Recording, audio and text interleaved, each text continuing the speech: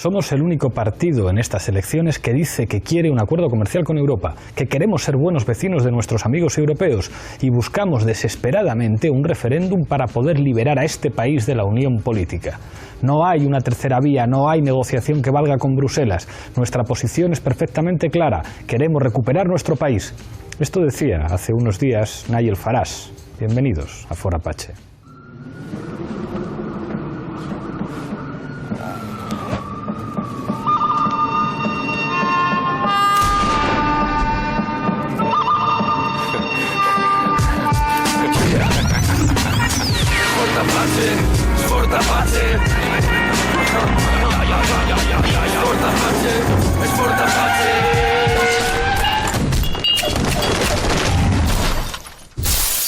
Esta noche en Fort Apache hablamos de las elecciones en Reino Unido. Para ello contamos con 4 invitados. A mi izquierda, Carlos Enrique Bayo, director de Público.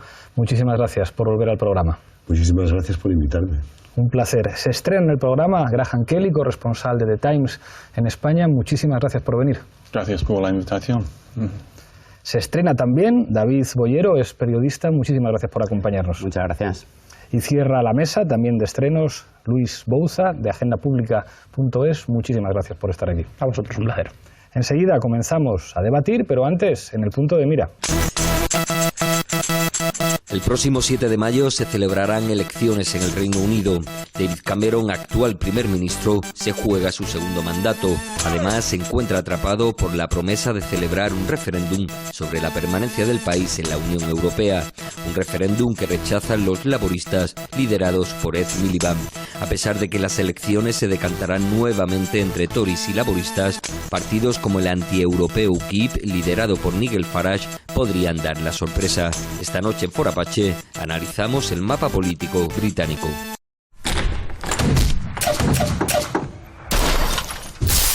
Empezamos como siempre en Fort Apache con la regla del minuto. Misma pregunta para los 4 invitados, 1 minuto de tiempo para responder. Empiezo contigo, Bayo. ¿Estas elecciones en el Reino Unido podrían acabar con el bipartidismo como forma de gobierno en Westminster? Bueno, yo creo que sí, incluso que pueden acabar con el tripartidismo, puesto que los liberaldemócratas han sido decisivos en el último gobierno. Hemos de recordar que hace un siglo que no se han producido 2 legislaturas consecutivas que requieran gobiernos de coalición en Reino Unido. Pero este fin del bipartidismo no es solo a causa de que crezcan nuevos partidos, cuyo crecimiento es importante, el de UKIP, el de los propios verdes, que no habían tenido, porque luego eso, aunque en porcentajes elevado, el sistema electoral hace que tengan muy pocos escaños, sino también porque se han, digamos, extremado las posturas. Cameron y los Tories están yendo a la derecha, claramente, ante la amenaza de UKIP, con posturas contra los inmigrantes, y los laboristas se han ido a la izquierda a favor de los sindicatos y contra los recortes. Aquí los que van a ser decisivos sin ninguna duda son los nacionalistas escoceses y estos apoyarán al Labour. Gracias, Carlos Enrique. Graham, tu minuto. Bueno, sí, estoy de acuerdo.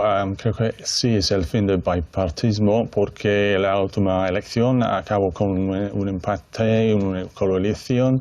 Los sondeos apuntan que va a pasar lo mismo esta vez.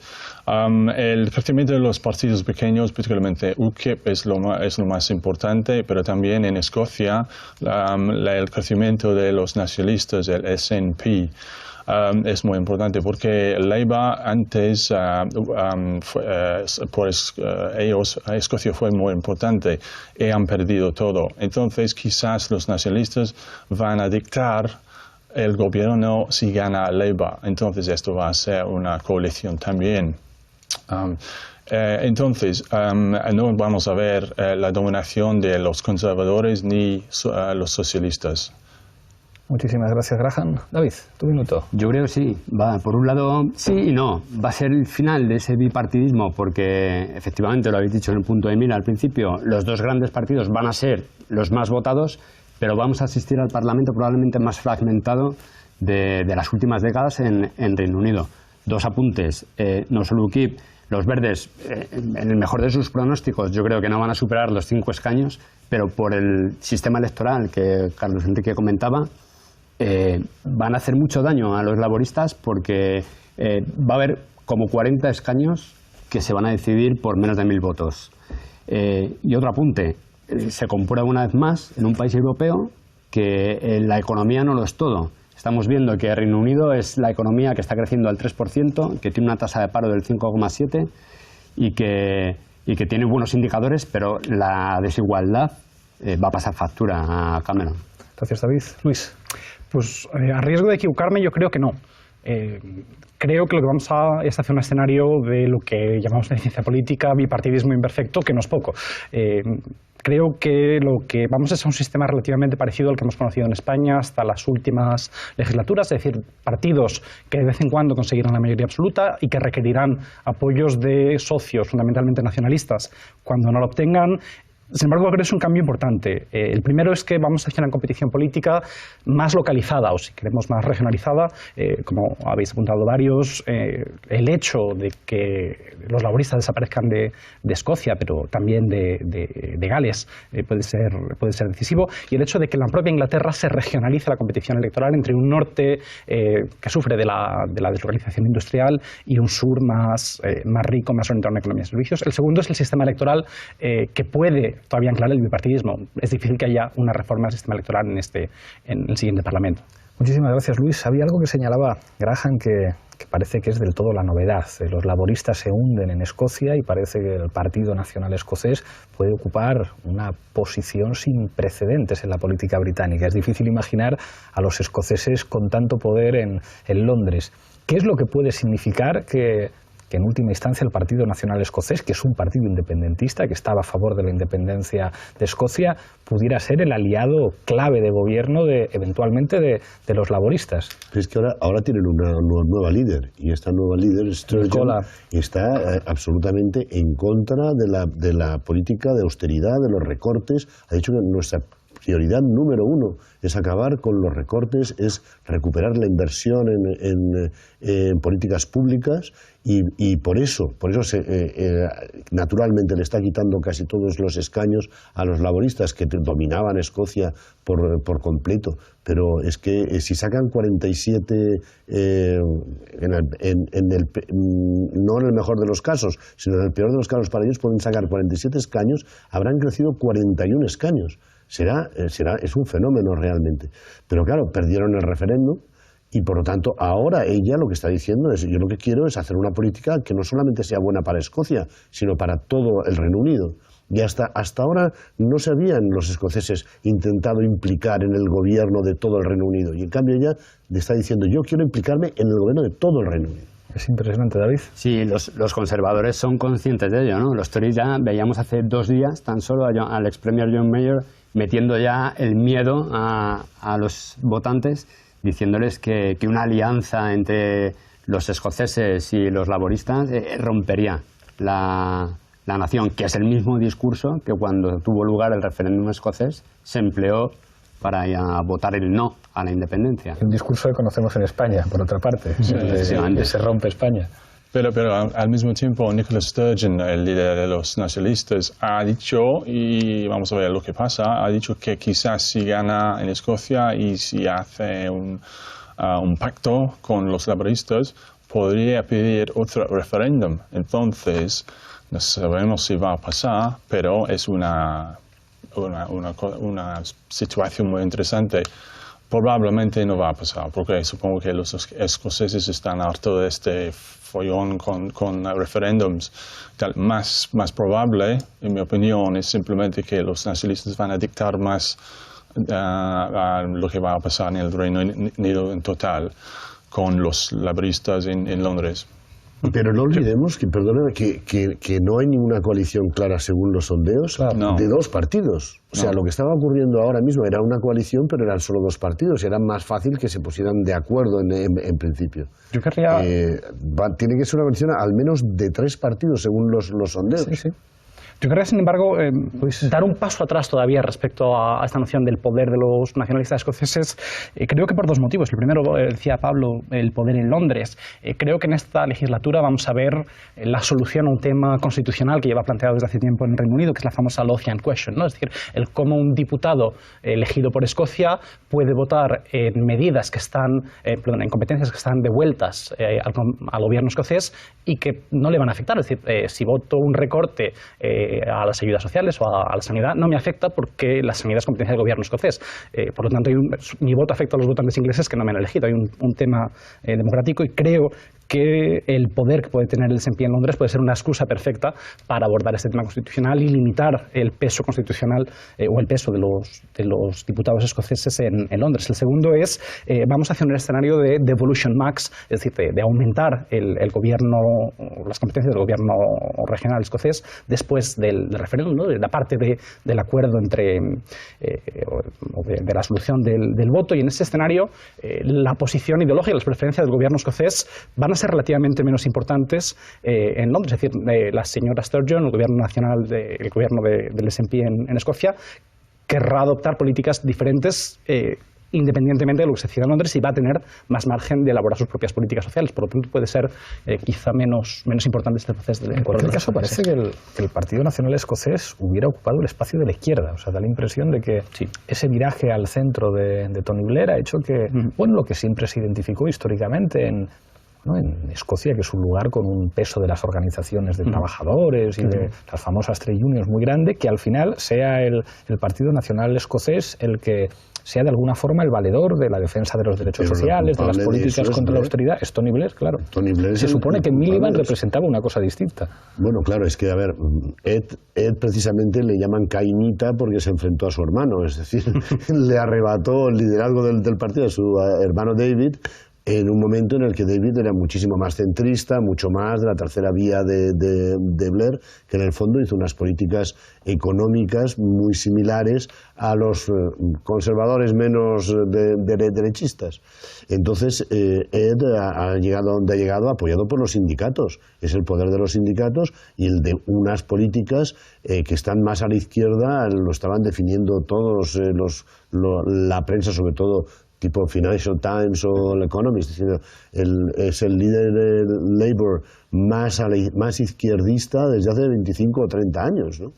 Entonces eso es lo que le ha permitido también escalar mucho, por lo menos en los sondeos, ya veremos si se cumplen, porque la gente también, a pesar de que la economía, las macrocifras las cifras de la macroeconomía parece que van bien, y en eso se agarra, y es toda su campaña Cameron, la realidad es que como afecta a cada una de las familias y esos recortes, sobre todo en el futuro del National Health Service, ¿no? que es lo que más les importa, si la sanidad va a seguir estando garantizada o no. Y creo que ya empiezan a dudarlo con los Tories. Sí. Sí, por un lado, el ascenso del SNP, de los independentistas escoceses, se debe precisamente a eso, a que se ha descabezado por completo el Partido Laborista en Escocia. En octubre pasado, su líder, Johan Lamont, directamente dimitió, alegando que estaba harta de que se tratara a Escocia como una sucursal de Londres, ¿no? En cuanto a Miliband, es verdad que subió mucho las encuestas, es verdad que se ha ido desinflando, porque a pesar de ser probablemente uno de los líderes de los laboristas que más a la izquierda ha estado, es verdad que se le achaca falta de carisma y de empuje, de garra. Y tiene mala valoración, he leído. Efectivamente, y prueba de ello es que un emblema de la izquierda y de los derechos humanos y de la causa progresista en Reino Unido, como es Ken Loach, es uno de los más críticos con el Partido Laborista, hasta el punto de que ha creado o está impulsando una coalición de izquierda, ¿no? Hace 2 días, o a finales de marzo, si no me equivoco, hicieron la presentación de su manifiesto en unas oficinas ocupadas del Soho de Londres. Sí, también el Partido Laborista ha intentado casi olvidar la personalidad de Ed Miliband, porque ha sido un gran problema, porque a la gente no le gusta a él, preferiría que su hermano era el líder. También está visto muy a la izquierda, que en la cultura política de Gran Bretaña no está visto como algo positivo. Y también él ha hecho algunos errores en su personalidad, cosas tontas, francamente, pero la prensa, que en la mayoría son de la derecha, como mi periódico, han publicado muchos artículos sobre este tema. Pero al mismo tiempo, los partidos están a punto de empate. Entonces, ¿cómo ha pasado? Porque quizás la campaña de los Tories ha sido tan flojo, sin pasión. Y eso ha sido un gran problema para ellos. Ahora mismo te doy la palabra a Luis, pero hay un elemento que tiene que ver con la derecha y es como llama la atención cómo, digamos, partidos que proceden de la periferia del sistema presionan a los partidos que estaban en el centro. Y parece que hay una situación difícil para los Tories con la relación con Europa. Digamos que para cerrar el espacio a UKIP, Cameron está dispuesto a convocar un referéndum sobre la permanencia en la Unión Europea, que Blair se ha apresurado a criticar, a decir, pero qué locura es esto, porque es un tema enormemente sensible en el Reino Unido, y parece que para no perder espacio respecto a Farage, incluso los Tories giran, no se sabe muy bien si a la derecha, pero desde luego se acercan a UKIP precisamente para competir con UKIP, que es algo que llama la atención también en un sistema político enormemente estable. Luis. Mucho. Yo, respecto a la reorientación de los partidos, ¿no? Y aquí creo que sí que podría ser interesante, si pienso que no hay un fin del bipartidismo como tal, que vamos haciendo una modificación del bipartidismo inglés, sí que creo que podemos hacer un par de paralelismos con la modificación, digamos, la transformación en curso en la política española, que tiene que ver, como decíamos, ¿no? con la redefinición de los ejes izquierda-derecha. Me llama la atención, simbólicamente se ha denominado la disputa electoral en este momento en Escocia como la batalla de Glasgow, ¿no? Glasgow tradicionalmente donde el SNP nunca había sacado representación porque venía de las zonas más rurales de la zona de Aberdeen o de la región de Aberdeen, del Valle de Spey, de las zonas incluso de las Highlands, avanzando hacia Glasgow. Pero creo que otro punto que es relevante es una preocupación respecto a la calidad democrática. Decíamos, bueno, pues los laboristas, ¿cómo puede ser que con un líder más a la izquierda que en muchos tiempos, como es el Miliband, no consigan recuperar Escocia? Bueno, pues tiene que ver con que los votantes tienen memoria. Las promesas laboristas de un giro a la izquierda pueden haber perdido credibilidad, y esto yo creo que tiene que ver con, a cierto punto, una pérdida de la calidad democrática, ¿no? El hecho de que los partidos sistemáticamente, de algún modo, engañen a sus votantes hace que estos puedan dejar de fiarse a ellos. Y por último, respecto a la derecha, algo parecido. Es decir, para los Tories el asunto europeo siempre ha sido su pelea interna. Entonces, la división interna a la que esto puede dar lugar, sobre todo si pierden las elecciones, recuerda mucho al debate entre John Major y Margaret Thatcher a principios de los 90. Yo es que creo que también es importante las estrategias de campaña, como bien decía Graham, que, por ejemplo, últimamente Cameron ha demostrado, como vamos, estaban comentando en la BBC, que no tiene el corazón puesto en la campaña, que no quiere. Incluso en una entrevista con la BBC en profundidad dijo: no me voy a presentar para un tercer mandato. Eso ya quiere decir, bueno, estoy haciendo esto casi por compromiso, pero yo no quiero eso. Por otro lado, han tenido aciertos también, porque no solamente Ed Miliband, sino Ian McNicol, que es el presidente del Partido Laborista, se ha traído a un spin doctor de Obama, se llama Arnie Graf, especialista en redes sociales, y han hecho una muy buena campaña en redes sociales, cosa que los Tories han obviado, y entonces eso también les ha restado posibilidad de implantación. Siguen yendo door to door, o sea, puerta a puerta, pero claro, ahora hay otras herramientas y hay que trabajarlas. Claro. De hecho, lo del Twitter y el Partido Laborista, recientemente algunos jóvenes han puesto fotos de Miliband con su cabeza y los cuerpos, por ejemplo, de Rambo y algunos famosos, y han subido su popularidad entre los votantes más jóvenes. Bueno, es un gimmick quizás, pero es interesante. Antes era una persona que faltaba este tipo de apoyo. Bueno, y luego, en cambio, están aterrados las grandes entidades financieras. Goldman Sachs hace nada dijo que un gobierno que estuviera donde estuvieran los nacionalistas escoceses y el Labour, como decía, helaría la sangre de los lectores del Financial Times. O sea, tiene la piel muy fina. Vamos, a nosotros también nos dispararon bastante, pero vamos, ya si disparan a los laboristas y a los nacionalistas escoceses. Es curioso esto que señaláis, porque antes se pensaba que la cuestión de las redes sociales era una cuestión de los americanos, que tardaría en llegar, pero se ha visto, y el caso nuestro con las redes sociales en España se vio, que cada vez más las redes sociales son absolutamente determinantes en campaña y para que el conocimiento y la valoración de los políticos. Voy a pedir el vídeo de Zapping también para que los espectadores comparen cómo se debate políticamente en el Reino Unido y cómo se debate en España. Adelante, vídeo. vídeo, por favor. La última vez que estuve por aquí llevaba usted unas semanas sin fumar. Estuve en noviembre de 2013. ¿Cómo lo llevamos? Por cierto, por comenzar de la misma manera que comenzamos. Lo llevamos bien y lo recomiendo. ¿Ha descansado en Semana Santa? ¿Ha podido descansar He podido descansar. Atiento siempre a lo que pasa, como es mi obligación. ¿Sabes lo más curioso de Europa? ¿Qué? Pequeñas diferencias. También ellos tienen la misma mierda que aquí, pero hay algunas diferencias. Por ejemplo, David Cameron, do you know how many food banks there were in this country when you came to power? I don't have the exact figures, but I know that usage of food banks has gone up, and there are many amazing volunteers who man those food banks and provide an important service. There were 66 when you came to power. There are now 421. 900,000 people took food parcels last year, free food parcels. You talked about broken Britain and fixing it. You haven't. It's more broken now than it was. Tienes un contrato, pero no tienes horas garantizadas. Los contratos de 0 horas afectan a empleados sin horario fijo y sin un mínimo de horas que, sin embargo, forman parte de las estadísticas de empleo. You want a 0 hours contract? No, some people choose a 0 hours contract, for instance, students, because they want the flexibility.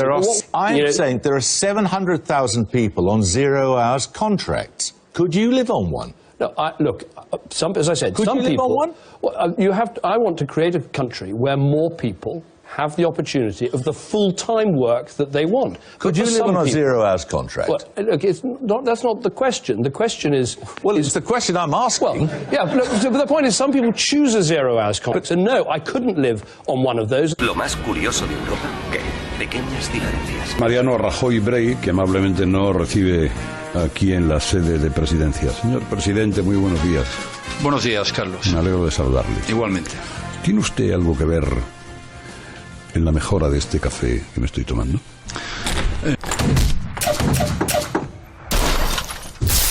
En fin, me quejo yo de las entrevistas de Ana Pastor. Estábamos hablando antes, off the record, que evidentemente es una cultura política completamente distinta. En la Cámara de los Comunes se discute de otra forma y la relación de los políticos con los periodistas es distinta. Forma parte de las reglas del juego que las preguntas sean agresivas y los periodistas y los políticos tienen que respondernos, como aquí que los asesores de comunicación pactan hasta la última pregunta. ¿Qué diferencias, porque eso yo creo que es muy interesante para nuestros espectadores, se perciben de la cultura política británica respecto a la española? Te pregunto a ti, Graham, que estás aquí y vienes del Reino Unido, ¿qué cosas notas como periodista aquí a la hora de relacionarte con los políticos españoles? Claro, hay mucha diferencia. De hecho, este periodista en el vídeo, Jeremy Paxman... Es que Jeremy Paxman es tremendo. Yo le di una entrevista a Martin McGuinness, que está en YouTube, que es una cosa terrorífica. Y también tiene mucha fama por una entrevista que hizo con un ministro hace años preguntó a este ministro 12 veces hasta que al final el ministro contestó al final. Y entonces fue una humillación total. Y la diferencia en Cámara de los Comunes, bueno, por ejemplo, cuando hay preguntas por el primer ministro, cada semana, media hora, es como una pelea con mucha gente gritando, pero obviamente con un punto en lo cual eso es nuestra oportunidad de preguntar al primer ministro. Y no hay respeto, En contraste, aquí en España tenemos la sesión de control, que pinta muy mal por España, francamente. Parece que los políticos o el gobierno están en control y los demás, bueno, la gente en España tiene que hacer lo que los políticos quieren. Hay mucha diferencia, es más servil. Sí, vale esta palabra. Pero bueno, Jeremy, por cierto, es muy agresivo, pero precisamente en la entrevista con Ed Miliband, allí salió mucho mejor parado, Ed, que no ha salido en el vídeo, pero hasta el punto de que cuando estaba muy agresivo, le paró Ed Miliband diciendo, bueno, Jeremy, tú eres muy importante, pero no tanto, ¿eh? Y ese corte que le hizo se quedó por primera vez parado, ¿no? Y eso le ganó muchos puntos para que la gente viera, bueno, no es simplemente una persona con poco carácter, como a veces parece, ¿no? Que esa imagen que tiene. y luego también se ha opuesto claramente a algunas políticas, me refiero a Ed Miliband, de Estados Unidos, a pesar de la special relationship esta que tienen, que parece que siempre tienen que seguir adelante con las políticas, sobre todo en política exterior, en los bombardeos en Siria. Hizo fracasar por primera vez en muchísimos años a Cameron en una votación en los comunes sobre la participación en un bombardeo en el exterior. Y tuvieron que dar marcha atrás, incluso Obama, a una intervención aérea en Siria. O sea que también ha demostrado tener un carácter en Miliband, a pesar de que tiene menos carisma que Cameron, sin duda. Pues yo creo que hay un elemento, quizá conozco menos la relación entre periodistas y políticos, porque no soy periodista, soy politólogo, pero hay un elemento de la cultura política que es muy importante, que es la tendencia que tienen los partidos a no sacrificarse con sus líderes. Es decir, esta manifestación de la capacidad que tienen los partidos ingleses de hacer lo que llaman allí las rebeliones de los diputados rasos, cuando creen que el partido está tomando una decisión errónea, lo cual nos dice algo sobre el contacto entre diputado y su circunscripción, sin exagerar este mito de la cercanía completa, ¿no? En el Reino Unido es muy habitual que haya lo que llaman los safe seats, ¿no? Los escaños que siempre gana el mismo partido sin apenas esfuerzo. Sobre la comunicación, creo que hay un elemento fundamental que decía antes Pablo de las redes sociales. En el Reino Unido se habla mucho de un fenómeno de americanización de la política en los últimos 15 o 20 años, que alguien, o que se pretende que habría reforzado un estilo más presidencial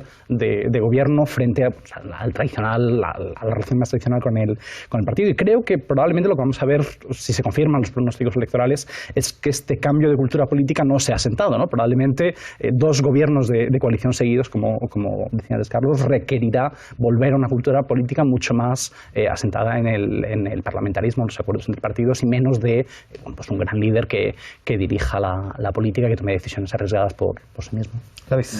Yo creo que otro apunte, aparte de la comunicación, también es el trato más cercano, más directo que tienen incluso con la ciudadanía. Lo hablábamos también antes off the record, ¿no? Para que lo entiendan los telespectadores, a nivel electoral, Reino Unido se divide en 650 circunscripciones. Por cada circunscripción sale un escaño, nada más. Pues si en el 79, las primeras elecciones que ganó Margaret Thatcher, eran apenas un 25 la pertenencia de cada diputado de esa circunscripción, ahora estamos en casi el 70%. Eso quiere decir que el diputado conoce su circunscripción, vive en ella, conoce los problemas que ocurren, y eso lo vimos en el 2011, si no me falla la memoria, fue cuando ocurrieron las revueltas, las riots famosas en verano, que vimos quemar edificios y coches. Y los jóvenes con las capuchas y todo. Efectivamente. Y ahí vimos a los diputados específicos de esas circunscripciones, como Croydon, como defender, porque conocían realmente lo que estaba sucediendo y lo que había ocurrido en esos lugares. Bueno, no nos olvidemos también de que hay otro fenómeno que hace que sea una de las elecciones británicas más impredecibles. O sea, estos sondeos hacen extrapolaciones porque se estima que el 40% de los electores que van a ir a las urnas todavía no han decidido su voto, siguen indecisos entre unos y otros. O sea que todos estos polls, todos estos sondeos pueden realmente errar, equivocarse. Y yo querría, sí, o sea, derrumpo, pero simplemente mencionar, esta incertidumbre puede tener un efecto positivo en un aspecto que era preocupante en torno a la calidad democrática del Reino Unido, que era un fenómeno de abstención creciente. Es decir, esperemos que la incertidumbre anime a los ciudadanos que han tendido a abstenerse a participar, ¿no? La idea de que cada voto pueda ser decisivo podría hacer que veamos un aumento de la participación que llevaba a la bajada. No, iba a decir diferencias entre las culturas políticas. Aquí tienes las listas cerradas por parte en los partidos políticos. En contraste, en Gran Bretaña tienes todos los candidatos tienen que luchar para ser el candidato elegido por el partido, y hay una gran competición. Y también los MPs viven donde están donde está la gente que vota.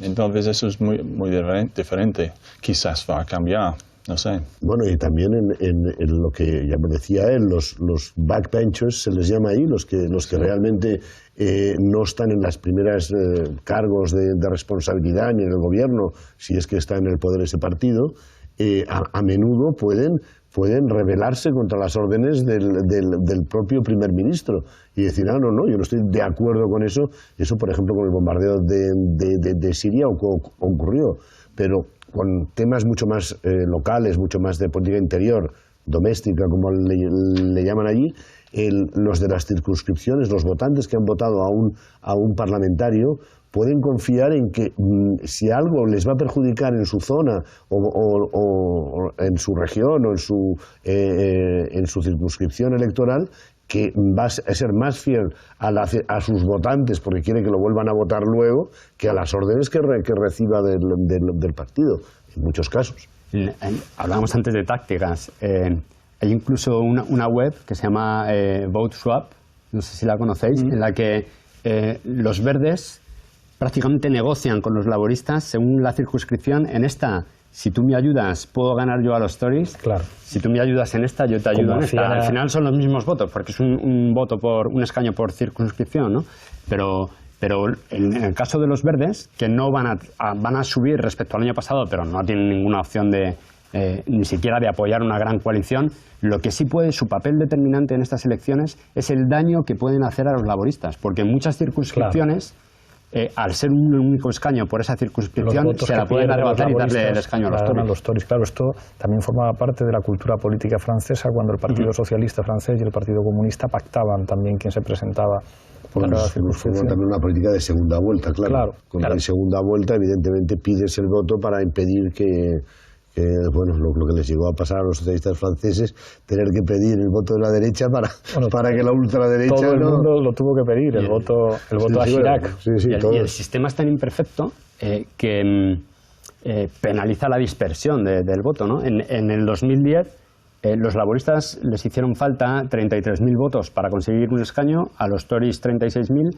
pero a los liberaldemócratas, que no los hemos mencionado aquí porque les hemos sacado directamente del tablero, les hicieron falta más de 120.000 votos para un escaño. Os voy a preguntar por los liberaldemócratas porque eran considerados el partido de la educación, es decir, un partido prácticamente con un tema central y que, sin embargo, con su participación su apoyo al último gobierno conservador, digamos que les habría hecho perder ese carácter de todo lo que quieran proteger las escuelas y las universidades tienen que votar a los liberaldemócratas. Y han pasado de un 20 a un 8%, tengo entendido. Sí, fue la decisión más traumática que tuvieron que tomar. Sí. Han sido duramente castigados y por eso quería insistir antes en el tema de que tiene que haber coalición, no de dos, sino de varios, porque los liberaldemócratas, según indica todo su movimiento, hará que no puedan darle la mayoría absoluta a ninguno de los dos que está tan empatado y van a necesitarse un tercer partido. Y eso sí que es está poco en la cultura británica, con lo cual por eso a lo mejor tienen que apoyar, después de haber estado apoyando a los conservadores, ahora tienen que apoyar a los laboristas y además a unos laboristas que están más a la izquierda que nunca. Con lo cual, digamos, va a ser un transvestismo político de muy difícil de gestión para sus votantes. Sí, de hecho, han perdido mucha credibilidad. Y un ejemplo, hay una revista satírica que se llama Private Eye y tiene una página cada 2 semanas en lo cual sale David Cameron y es un profesor de una escuela privada. Pero Nick Clegg es un niño en la escuela que tiene una parte Nick Clegg es el líder de los liberaldemócratas. Claro, y eso es el papel que está visto al menos por la prensa y mucha gente. Creo que quizás Clegg se dice que va a perder su escaño también, según los sondeos. Yo también quería apuntar, o volver a una cosa que ha mencionado antes David, sobre los verdes, porque el fenómeno que también es muy curioso, creo que tiene que ver con algo que he mencionado antes, la regionalización de Inglaterra. Veíamos, he dicho antes, es un norte fuertemente anclado por los laboristas, que probablemente van a recuperar votos que perdieron en el norte en las últimas elecciones, y un sur de Inglaterra que probablemente va a estar dominado durante mucho tiempo por los conservadores, pero en los cuales los laboristas pueden ser cada vez más irrelevantes frente a una nueva izquierda. Es decir, en toda esta zona del sur de Inglaterra quizá tiene que ver con un cambio de cultura política en el cual esa identificación fuerte de la izquierda con el Partido Laborista puede cambiar en favor de un partido que propone pues, otras formas de vida, consumo ecológico, transportes de otra manera. Es decir, pues de alguna manera, cuando uno conoce estas ciudades universitarias del sur de Inglaterra en que todo el mundo se desplaza en bicicleta, casi sería una especie de metáfora, ¿no? del cambio en la izquierda inglesa, por lo menos en el sur de Inglaterra. El sistema electoral es tan curioso que, por ejemplo, estamos hablando mucho de UKIP y de Farage está en la Eurocámara, pero porque realmente pueden llegar a sacar un 15%. Pero eso se puede traducir en un solo escaño, que por primera vez entran en los comunes, pero un solo escaño en un gobierno en el que hay que tener una mayoría de 330 es una gota de agua gota en el mar. Pero lo que están es perjudicando mucho a los conservadores por el sistema que ocurre de los verdes de que el first past the post hace que si se les va el voto Tory hacia UKIP, gana entonces Labour. Y ahí, en los marginals, en los que hay menos de 10 puntos de diferencia entre los dos grandes, es donde pueden marcar la diferencia en detrimento de los conservadores. Y eso está haciendo girar las posiciones políticas de los Tories en el Reino Unido. Hablábamos antes del caso de Europa, pero también el debate sobre la inmigración, que estamos viendo a Cameron con una enorme agresividad, un debate que además se mezcla también con la seguridad en el Reino Unido, que sitúa al Partido Conservador en posiciones que eran inimaginables hace no tantos años. Eso ha sido una gran concesión hacia la derecha, obviamente, hacia UKIP, y ha ido mal, porque, por ejemplo, Cameron ha dicho, bueno, vamos a fijar el límite de los inmigrantes, y no ha podido hacerlo por una fecha fijada por él. Entonces, también el referéndum sobre Europa, eso ha sido concesión que él cree que va a ganar un referéndum si pasa. Pero eso no fue en su plan político antes, ha sido forzado a cambiar la estrategia. Yo creo que además son dos conexiones que pueden estar conectadas, es decir, el hecho de el giro o la promesa de un referéndum sobre la pertenencia a la Unión Europea. Digamos, hay una contradicción entre un discurso más duro hacia la inmigración y la posición tradicional de los Tories hacia la Unión Europea, que es, pues no nos gusta la integración política, pero querríamos mantener unas buenas relaciones económicas y pertenecer casi, de alguna manera, reducir la emisión política. Esto contradice, de alguna manera, la noción, porque te obliga a decir la inmigración, que es un fenómeno económico que el Reino Unido siempre había visto de manera positiva, te obliga a posicionarte hacia la salida total de la Unión Europea. Es decir, los Tories están convocando un referéndum en el cual pueden tomar una posición que no quieren. Es que es tremendo, que es lo que decía Tony Blair, pero claro, ahí os tengo que preguntar por el impacto en Europa de esto, porque lo que está pasando en Europa se las trae. Se supone que el Reino Unido, digamos, quedaba fuera de la locura de lo que ocurre en el continente, pero ahora resulta que en el Reino Unido, por una parte, podemos tener a unos laboristas presionados por independentistas escoceses que les hacen girar a la izquierda, o a los Tories presionados por un partido muy de derechas, antieuropeísta, que pone muchos problemas a la llegada de migrantes. En Francia, el Frente Nacional, con posibilidades de desafiar el sistema político y convertirse en el segundo partido de Francia. Syriza en Grecia. En España, ¿para qué vamos a seguir hablando? En Italia, el movimiento Cinque Stelle. Llama la atención, o sea, da la impresión de que el impacto de esas elecciones en el Reino Unido puede de nuevo contribuir a esa sensación de que las cosas están cambiando en Europa, no se sabe hacia qué dirección, ¿no? En ese ambiente que recuerda a los tiempos de la República de Weimar, donde el otro día entrevisté a Chantal Mouffe, que decía, en Europa parece que solamente hay dos opciones, o populismo de derechas o populismo de izquierdas frente a la estabilidad tradicional de los sistemas políticos europeos. Sin embargo, el antieuropeísmo que se está viendo obligado Cameron a abrazar, de alguna manera, decir, vamos a consultar a la gente sobre si quiere estar en Europa o no, también le está perjudicando porque la gran mayoría de los británicos son sensatos en el sentido de que nos interesa seguir en Europa. Es perjudicial intentar separarnos, quedarnos, como decían antes, ¿no? Cuando había niebla en el estrecho, el continente había quedado aislado de Gran Bretaña, ¿no? Entonces, digamos, ese aislamiento, nunca mejor dicho, porque viene de isla, ese aislamiento ellos saben que no les interesa. Pero yo creo que Cameron en ese sentido se ha dado cuenta y la formulación, la manera de formular ese referéndum no era un tanto Unión Europea sí, Unión Europea no, era vamos a reformular, a ordenar nuestro acuerdo con la Unión Europea, nuestra manera de relacionarnos, yendo un poco a lo que decía Luis, que es la postura más cómoda, es me quedo con todo lo positivo, que es toda la parte económico-financiera, mantengo aquí la City, no os vais de la City que me interesa, pero todo lo demás para vosotros, incluido el euro, que por supuesto nunca lo hemos querido y no lo vamos a querer. A mí hay un fenómeno que me resulta muy llamativo respecto a la pertenencia del Reino Unido a Europa, y me recuerda una caricatura que salió en un diario belga sobre si se rompía Bélgica o no. Era el león de Flandes, o el gallo balón, diciéndole al león de Flandes, vete si quieres, ¿no? Y el león de Flandes decía, hombre, es que si no dices que no, ya no es divertido. Nos está pasando algo parecido con el Reino Unido. Después de la tradicional arma del Reino Unido, cuando algo no le gustaba, era ten cuidado que esto lo voy a someter a voto de mis electores, y aumentaba su capacidad de negociación en las elecciones europeas.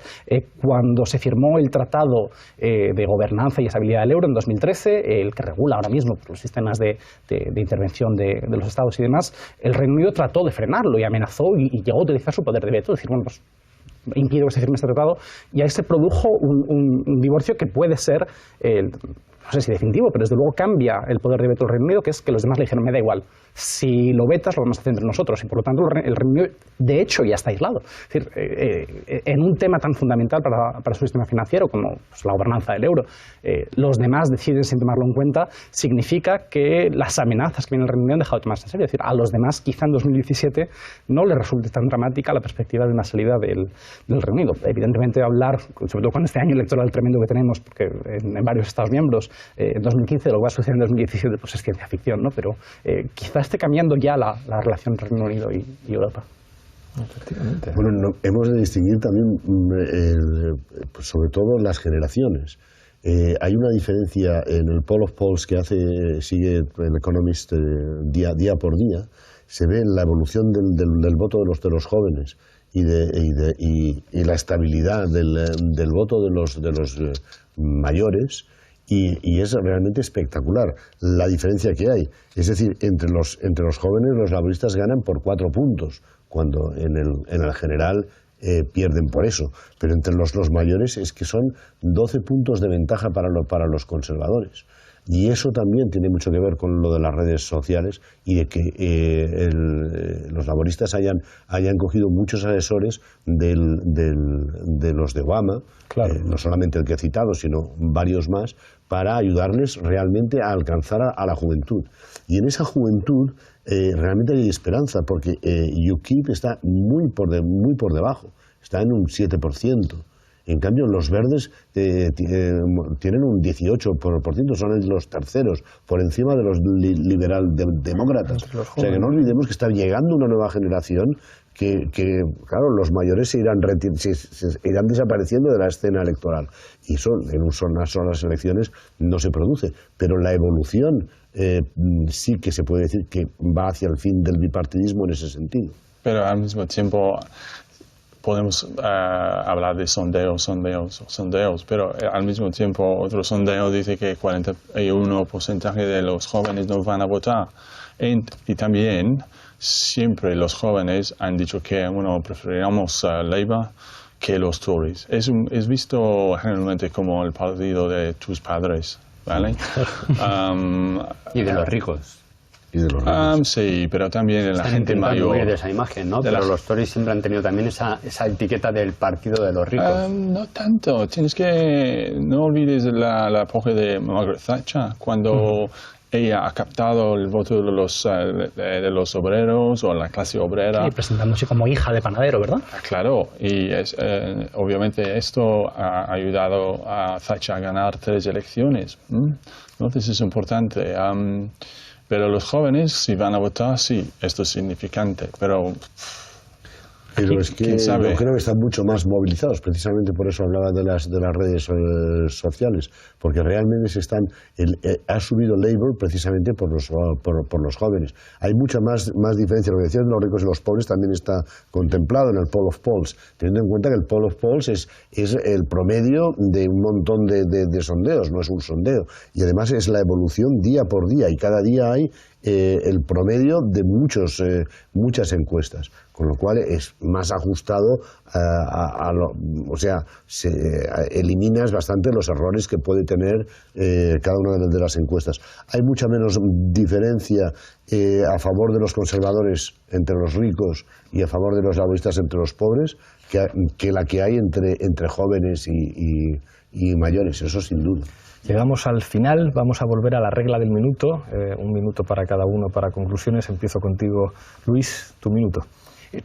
Yo, en lo que estaba pensando, y creo que es importante que retengamos, es decir, en este fenómeno de transformación de las reglas del juego, del funcionamiento del sistema, nos parece muy nuevo porque conocemos el último siglo del Reino Unido, pero a mí me recuerda al fenómeno que se produce entre 1911 y 1914 al hilo de las grandes huelgas de los puertos, del movimiento sufragista y del conflicto en Irlanda, cuando comienza la verdadera democratización del sistema inglés con el final de la capacidad de la Cámara de los Lores de vetar el sistema. Y creo que este proceso que estamos viviendo en el Reino Unido, creo que es menos interesante centrarnos en si el bipartidismo termina o no, y más en el efecto que puede tener esto en la transformación constitucional del Reino Unido. Vamos hacia una regionalización, vamos hacia un funcionamiento del Parlamento basado el gobierno basado en coaliciones, y quizá hacia, no querría decir una democracia más participativa, pero una en la que los partidos tienen que apoyarse más en instrumentos como el referéndum.